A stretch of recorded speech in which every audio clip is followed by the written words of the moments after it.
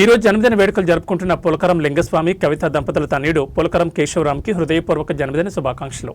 ఇలాంటి జన్మదిన వేడుకలు మరెన్నో జరుపుకోవాలని, నిండు నూరేళ్లు ఆనందంగా జీవించాలని, చదువులో ఉన్నత స్థాయిలో ఉండాలని కోరుకుంటూ చెల్లి ఇందుశ్రీ మరియు కుటుంబ సభ్యులు, బంధుమిత్రులు, శ్రేయోభిలాషులు జన్మదిన శుభాకాంక్షలు తెలిపారు.